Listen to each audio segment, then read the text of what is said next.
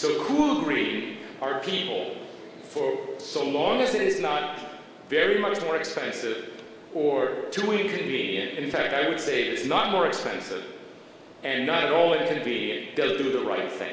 You can push that button and they'll buy green. An enormous number of people are there already, and they will cause the tipping point.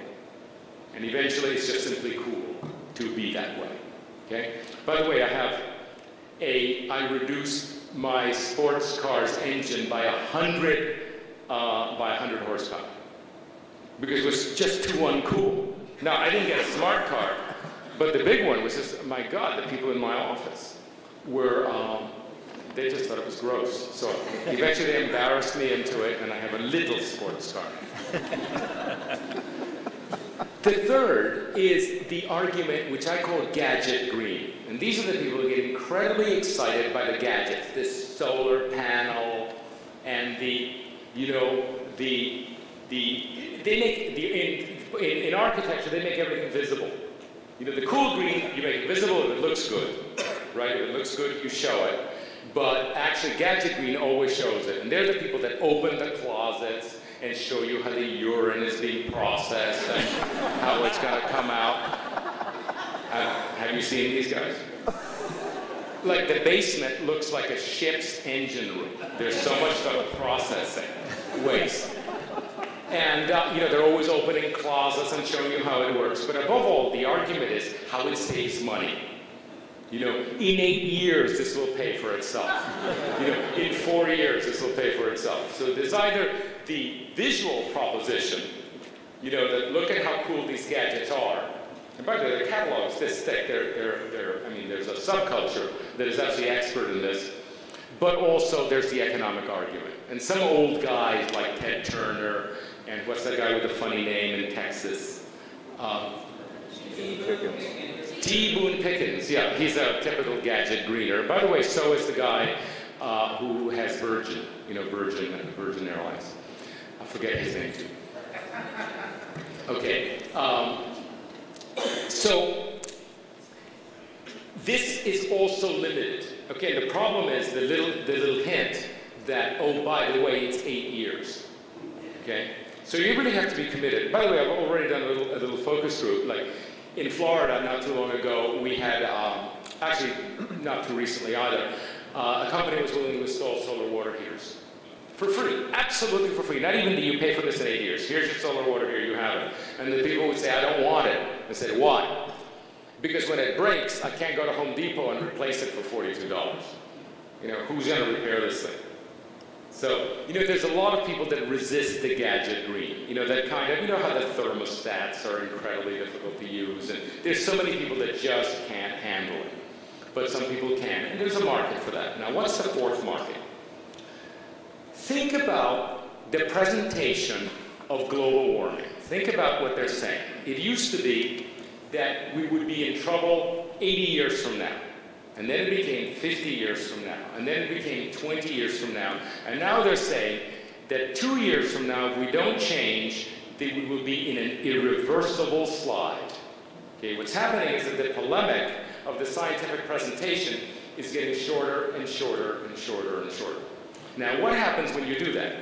And by the way, you bore a little bit into it, and you see that the Chinese, by the way, are buying, Beijing alone is buying 800 cars a year. Okay. And the Italians are going to, over the next 20 years, are going to open 50 coal-fired power plants. And Norway, who was the poster child of a green country, just had all of its initiatives reassessed, and it turns out they've gotten nowhere. So the great poster child, Norway, which has only 4 million people and all the money in the world, et cetera. And then you talk about, well, what about those guys in the Middle East? There's, in Abu Dhabi, they're building that city called, it's not Ramadan, but it's got a name like that. What is it, It's not in Dubai. It's actually in Abu Dhabi. But anyway, it's an incredible city that has the most extraordinary public transit system that delivers you within half a block of your house. Basically, the whole thing is on a mini subway platform, in which little subway cars that only carry 8 people with leather chairs deliver you everywhere. Okay? And all the cars stop on the edge. And you say, how can this be afforded? This city is a marvelous example of the future. No. What's happening, the whole thing is hyper subsidized by the sale of oil to other people who then pollute. You can only build that kind of thing when you externalize the consequences. Okay? So it doesn't work. There is no way out. Eventually people are going to realize that there's no, remember corn ethanol, more energy than it consumed. There is no magic bullet. Now, you and I, and virtually everybody in this room, is not going to be substantially affected by global warming. Okay? The swarms of the poor. By the way, the New York Times already had an article about the coming social insecurity. Our armed services are onto it. Did you see that about 2 weeks ago? That's the third white paper I've seen about the poor South coming to actually harass the rich North. Okay? And the first and most complete paper that I saw was an English government white paper, and they have a stiff upper lip. They do not tend to exaggerate, and they're an island. What's going to happen to us? Now, what's going to happen is, even if we don't really see it in our lifetime, within 5 years, global warming is going to be a reality for most people. Okay, we're going to say, we've reached a tipping point, the 2 years are up, and all the metrics are going downhill. And by the way, you know, of course, that the Indians told Mrs. Clinton that they weren't going to put up with it either. You know, that they already had per capita the smallest footprint in the world. Now the fact that there are 22 million new small footprint Indians doesn't matter. It's the 22 million that's the problem. So everything is pointing to the direction that we're going to be in a slide. Okay? Once you do that for all, and by the way, this might all be wrong. I might be entirely wrong. There are people in this room I know that don't believe in global warming. It doesn't matter. For the purposes of selling real estate, so long as people think it's true, they will act on it. Okay, so myself, for all intents and purposes, is reality.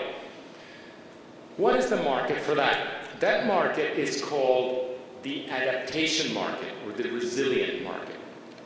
Now, here I need to make a distinction because this is seriously interesting.